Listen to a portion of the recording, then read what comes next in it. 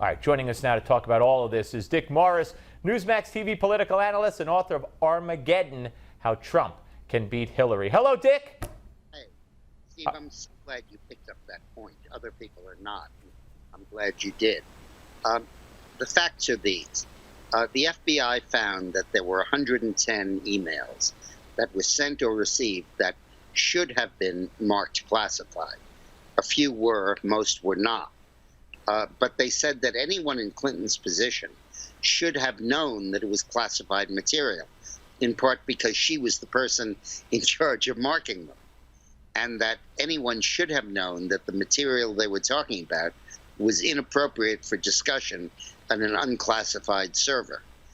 In fact, after the emails were released, 2,000 more of them were designated to be classified. And so Hillary was answering the question from a guy who works way down in the chain of command, who said, if I played with classified material like you did, I'd go to jail. And the answer is true, that for him, it would have to be labeled classified, because he's a clerk. He wasn't the Secretary of State. But for the Secretary of State to have used an unsecured server for this was reckless and really a disaster. Now, I have a theory, Steve. I think Vladimir Putin has those emails.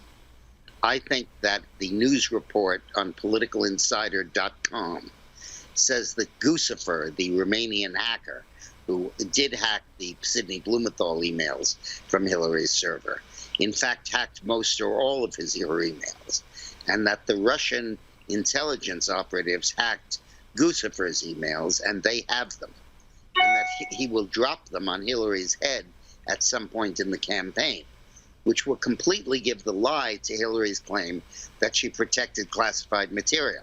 When your enemy shows up at your doorstep, knowing all of the stuff is secret, you know you haven't done a good job of keeping it secret. And as proof that this is likely to happen, we know that the increasing speculation is that the Democratic National Committee emails that forced Debbie Wasserman Schultz to resign were hacked by the Russians. And Hillary, on Saturday, gave a speech warning Putin against interfering in the U.S. elections. And the FBI has talked about foreign interference, and Obama has warned about it. Now, this goes back to something that happened in 1996. When I worked for Clinton, Clinton called me and said, I want to get Yeltsin reelected as president of Russia against Zhirinovsky, who was the communist who was running against him. And Putin was Zhirinovsky's major backer. And it became public that Clinton would meet with me every week. We would review the polling that was being done for Yeltsin, that was being done by a colleague of mine who was sending it to me every week. And Clinton and I would go through it, and Bill would pick up the hotline and talk to Yeltsin and tell him what commercials to run, where to campaign, what positions to take. He basically became Yeltsin's political consultant. And I think that Putin resented that, hated it, felt that it was an inappropriate intervention by Bill Clinton. And I think he's determined to take his revenge out on Hillary Clinton.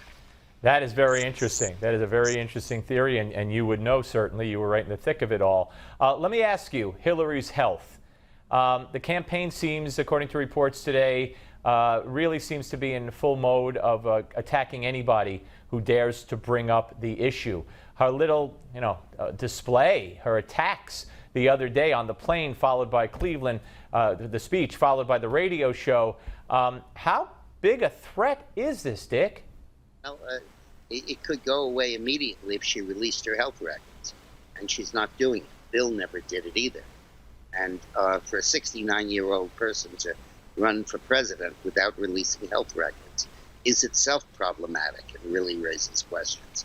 So rather than go around saying, oh, don't you dare cover this, like it's some subject that's verboten, just release your health records and you'll set it all to rest, if it should be. Let me ask you, Bill Clinton said something yesterday. I want you to hear it and comment on it real quick. I'm actually old enough to remember the good old days, and they weren't all that good in many ways.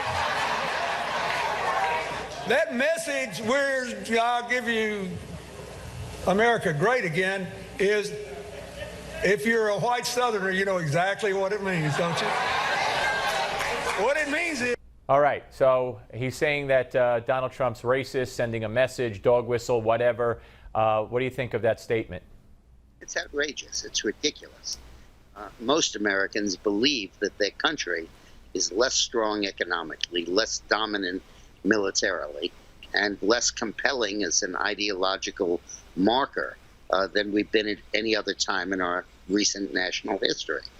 We all believe that we're a nation that in the last 8 years has been in decline. And we want to reverse that and to attribute that to race, to saying that this is because we used to be segregated in the South and now we're not. It's all part of the showing how rattled the Clintons are. Right. Dick, into Detroit. Dick, I appreciate it, sir. Always great to talk to you. Folks, if you haven't gotten Armageddon, how Trump can beat Hillary, you're missing out. You're behind the curve. There it is. Pick it up. Dick Morris, always great to talk to you, sir. Love your insight. Up next, Kristen Tate. She'll be here, and we'll take your calls at 877-639-7629.